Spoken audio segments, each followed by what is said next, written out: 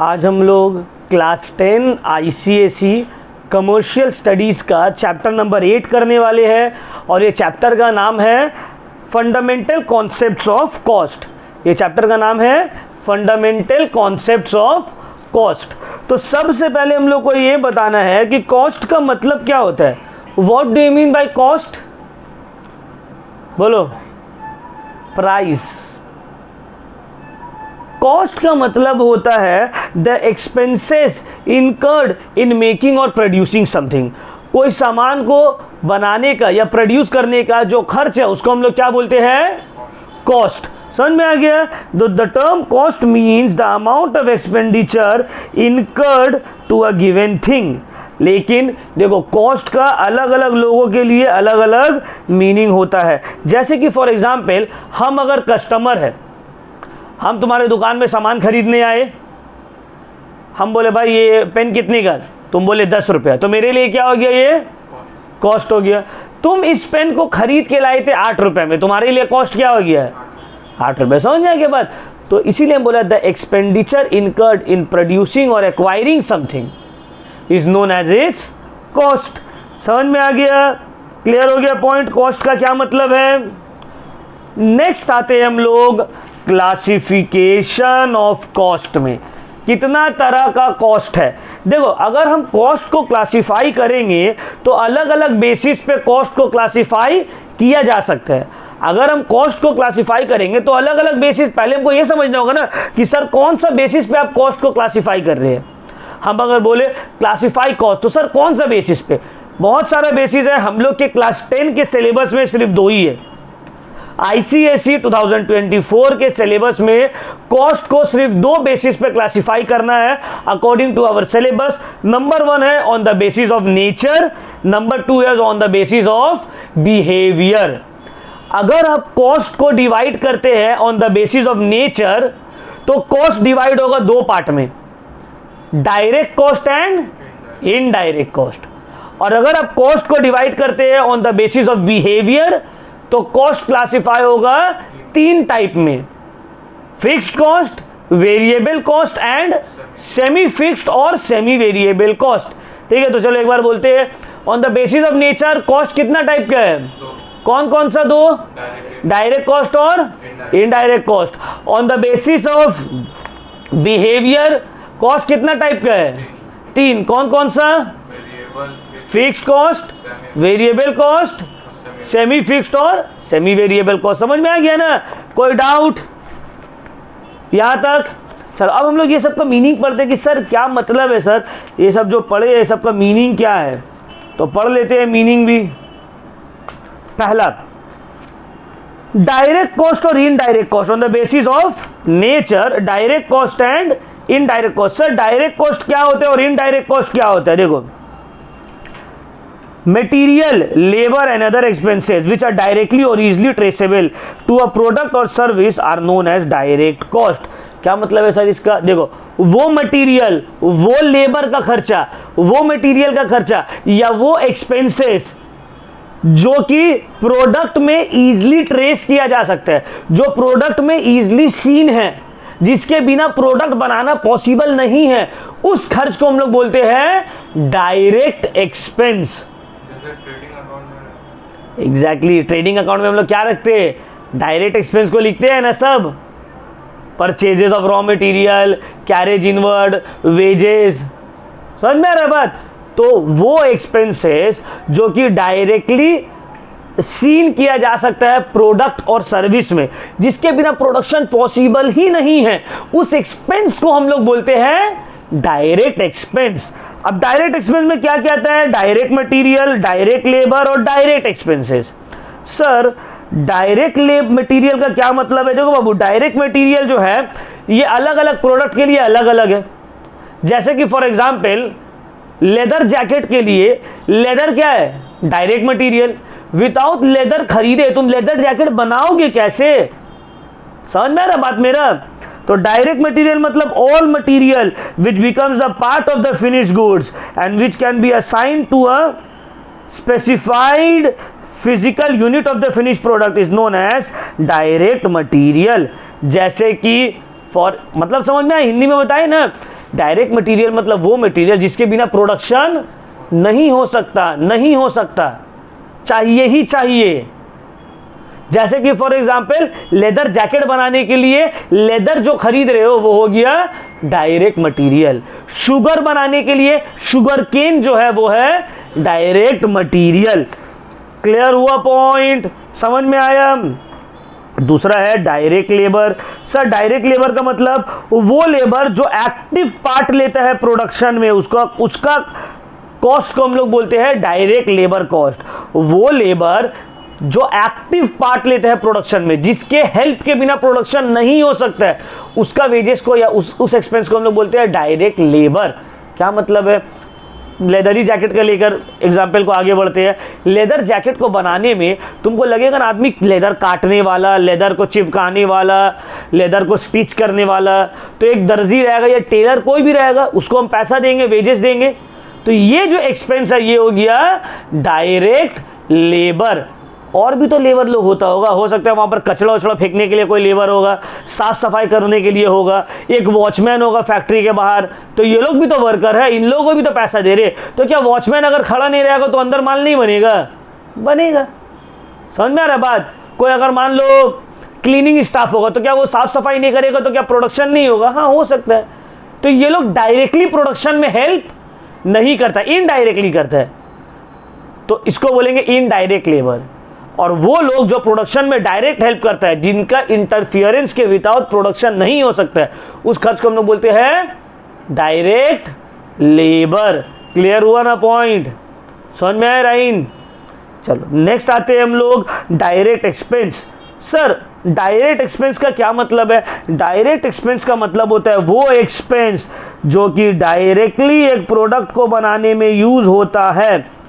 जैसे कि अब मान लो ये लेदरी के एग्जाम्पल को आगे लेकर बढ़ते हैं। अब वो लेदर जो जैकेट बन रहा है तो क्या फुट में बनाते होंगे? आसमान में बनाकर बना रहे हैं, बैठ के बना रहे हैं, उस कहाँ बना रहे हैं? फैक्ट्री में। तो फैक्ट्री का कोई रेंट होगा? क्या बिना फैक्ट्री का रेंट दिए काम हो सकता है वहाँ? नहीं। तो ये जो खर्च है ये है डायरेक्ट एक्सपेंस। समझ में आ रहा बात? इसके बिना काम नहीं होगा। उसी तरह अब मान लो वर्कर लोग है, वर्कर लोग बोला कि यहाँ पे जो है थोड़ा एंटरटेनमेंट होगा, कुछ सुविधा नहीं है। ओनर बोला ठीक है चलो नहीं हो रहा, हम जो है एक टीवी लगवा देते। टीवी लगवा दिया और टीवी का हर महीना रिचार्ज करवा रहा, तो ये भी तो एक्सपेंस हो गया। ये क्या डायरेक्ट एक्सपेंस हुआ? क्या अगर टीवी नहीं रहेगा तो क्या वो लोग काम नहीं कर होगा? काम होगा। बट उन लोगों के एंटरटेनमेंट के लिए, दिल बहलाने के लिए टीवी लगा दिया, वाईफाई लगवा दिया। तो ये सब एक्सपेंस क्या इनडायरेक्ट एक्सपेंस है। बट जो रेंट है फैक्ट्री का, इलेक्ट्रिसिटी बिल है फैक्ट्री का, वो क्या है? Direct expense. तो क्लियर हुआ पॉइंट? समझ में आया ना? तो डायरेक्ट एक्सपेंस मतलब डायरेक्ट कॉस्ट मतलब वो कॉस्ट मटेरियल, लेबर और अदर एक्सपेंसेस का जिसके बिना प्रोडक्शन पॉसिबल नहीं है। नेक्स्ट आता है इनडायरेक्ट कॉस्ट। सर तब इनडायरेक्ट कॉस्ट का क्या मतलब होता है? इनडायरेक्ट कॉस्ट का मतलब होता है वो एक्सपेंस जो कि डायरेक्टली प्रोडक्शन में हेल्प नहीं करता है, बट प्रोडक्शन को स्मूथली होने में या बेटर वे में परफॉर्म करने में मदद करता है। जैसे कि क्लीनिंग स्टाफ का सैलरी, तो वो काम नहीं भी करेगा तो प्रोडक्शन होगा, बट साफ सफाई में काम और ज़्यादा बेटर वे में होगा। वॉचमैन का सैलरी नहीं भी देंगे तो प्रोडक्शन होगा, बट वॉचमैन रहेगा तो एक सेफ्टी एंड सिक्योरिटी वाला फीलिंग रहेगा। समझ में आ रहा है? तो ये सब कौन सा कॉस्ट है? Direct cost, sorry indirect cost. Indirect cost भी तीन चीज से मिला हुआ है, indirect material, indirect labour and indirect other expenses. अब इनडायरेक्ट मटेरियल क्या हो जाएगा? इनडायरेक्ट मटेरियल का मतलब जैसे कि फॉर एग्जांपल अब जैकेट के बाद हम उसको पॉलिश वॉलिश करेंगे, तो हम पॉलिश खरीद लिए, तो पॉलिश भी तो एक तरह का मटेरियल है। तो क्या बिना पॉलिश लगाए जैकेट तैयार नहीं होगा? हाँ होगा, लेकिन पॉलिश से क्या होगा? वो और थोड़ा खूबसूरत हो जाएगा। उसका पैकिंग के लिए प्लास्टिक ऊपर से लगा दिए, पैकिंग कर दिए, तो क्या इसके बिना नहीं होता काम? हाँ हो जाता, बट इससे थोड़ा और बेटर हो गया प्रोडक्ट। तो ये हो गया इनडायरेक्ट मटीरियल। समझ में आ रहा है बात? जैसे कि फॉर एग्जाम्पल तुम अमेजोन से प्रोडक्ट ऑर्डर किए, तो अब वो प्रोडक्ट जैसे कि तुम मान लो जूता ऑर्डर किए, तो जूता तो उसमें जो मटेरियल लगा वो तो डायरेक्ट मटेरियल है, बट जूता को अमेजोन के ऐसे हाथ में दे देता है, लो बाबू रख लो, डब्बा में अच्छे से पैक वैक करके भेजते हैं, कूट रहता है, उसके अंदर और रहता है, कागज़ वागज़ रहता है, तो वो सब भी तो मटेरियल है। वो सब क्या हो गया? Indirect material. उसका प्रोडक्शन से कोई लेना देना नहीं है। इनडायरेक्ट लेबर हो गया, इनडायरेक्ट मटेरियल हो गया। उसी तरह मशीन जो चल रहा है, मशीन का ऑयल है, तुम मशीन चला रहे हो जैकेट सिलाई करने के लिए, तो उसमें ऑयल लगता है ना। देखिए दर्जी दुकान में ऑयल रहता है, या घर में भी अगर किसी का मशीन रहेगा, मम्मी वो चलाती होगी तो देखना ऑयल रहता है, ऑयल डालती है मशीन में, तो वो भी तो मटेरियल है, बट वो इनडायरेक्ट मटेरियल है। समझ में आए बात? उसी तरह इनडायरेक्ट लेबर हो गया। इनडायरेक्ट लेबर मतलब जो मेरा डायरेक्टली प्रोडक्शन में हेल्प नहीं करता, जैसे कि वॉचमैन के एग्जाम्पल दिए, क्लीनर का सैलरी के एग्जाम्पल दिए। एंड नेक्स्ट है इनडायरेक्ट एक्सपेंस। इनडायरेक्ट एक्सपेंस का मतलब जैसे कि मान लो डिप्रिसिएशन चार्ज हो रहा है प्रोडक्ट में, मशीन में डिप्रिसिएशन चार्ज हो रहा है, वो भी तो एक तरह का एक्सपेंस है। इंश्योरेंस करवाए तो वो भी तो एक्सपेंस है। क्या बिना इंश्योरेंस का काम नहीं होता? आराम से होता, बट हम अपना सेफ्टी के लिए इंश्योरेंस करवा दे, तो ये सब है इनडायरेक्ट एक्सपेंस।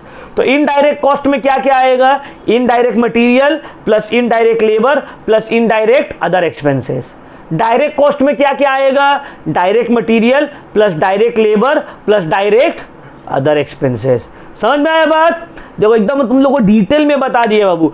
डायरेक्ट कॉस्ट क्या होता है, इनडायरेक्ट कॉस्ट क्या होता है। डायरेक्ट कॉस्ट में क्या क्या आता है? इनडायरेक्ट कॉस्ट में डायरेक्ट कॉस्ट मतलब वो कॉस्ट जिसके बिना प्रोडक्शन, इनडायरेक्ट कॉस्ट मतलब जिसके बिना प्रोडक्शन होगा, बट ये प्रोडक्शन को और स्मूथली बना देता है।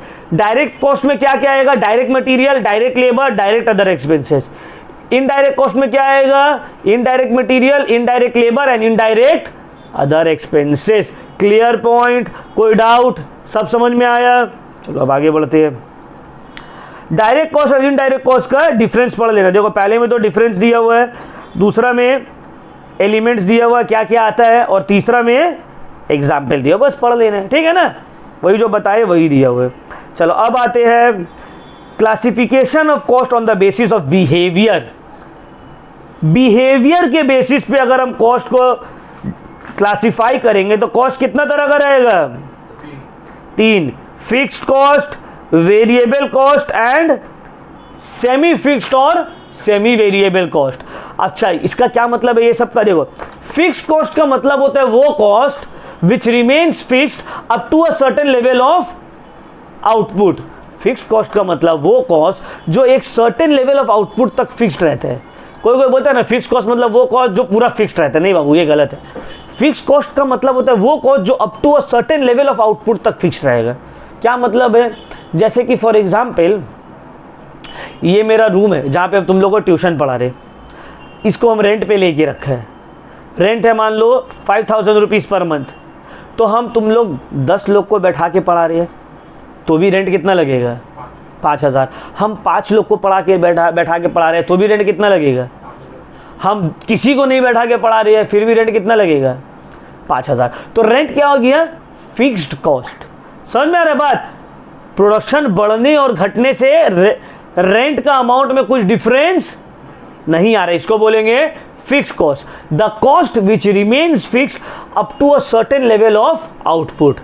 बट अगर इसी में सोचेंगे हम 100 बच्चा बैठा ले तो बैठा लेंगे नहीं, फिर हमको दूसरा जगह लेना होगा तो मेरा फिक्स कॉस्ट बढ़ जाएगा। तो up to a certain level तक हो सकता है यहाँ हम 30 बच्चों को बैठा ले, 40 बच्चों को बैठा ले।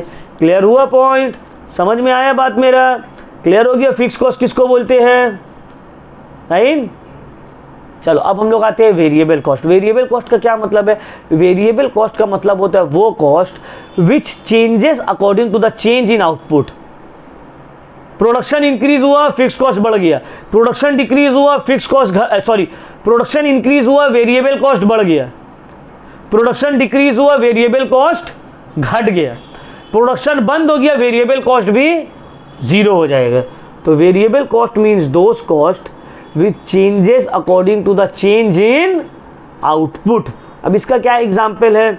जैसे कि हम अगर जूता बनाने के लिए मटेरियल ला रहे हैं तो जितना ज़्यादा जूता बनाएंगे उतना ज़्यादा मटेरियल लगेगा, और जितना कम जूता बनाएंगे उतना कम मटेरियल लगेगा। अगर बनाएंगे ही नहीं तो मटेरियल लगेगा ही नहीं।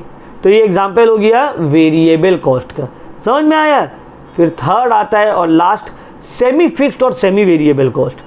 सेमी फिक्स्ड और सेमी वेरिएबल कॉस्ट का मतलब होता है वो cost which is partly fixed and partly variable. क्या मतलब है सर इसका? Partly fixed and partly variable का इसका मतलब है जो up to a certain level तक फिक्स्ड रहेगा, उसके बाद चेंज होगा। जैसे कि इलेक्ट्रिसिटी बिल, तुम अगर 1 महीने के लिए घर बंद कर देते हो और कुछ भी लाइट फैन नहीं चलाते हो तो बिल 0 आएगा?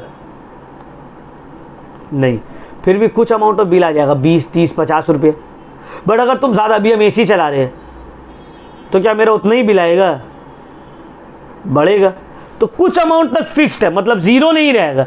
फिर जैसे जैसे प्रोडक्शन बढ़ेगा ये कॉस्ट भी बढ़ेगा, प्रोडक्शन घटेगा ये कॉस्ट भी घटेगा। बट प्रोडक्शन 0 भी रहेगा तो ये कॉस्ट 0 नहीं रहेगा, कुछ अमाउंट तुमको देना पड़ेगा। इस टाइप ऑफ कॉस्ट को हम लोग बोलते हैं सेमी फिक्स्ड और सेमी वेरिएबल कॉस्ट। ठीक है ना।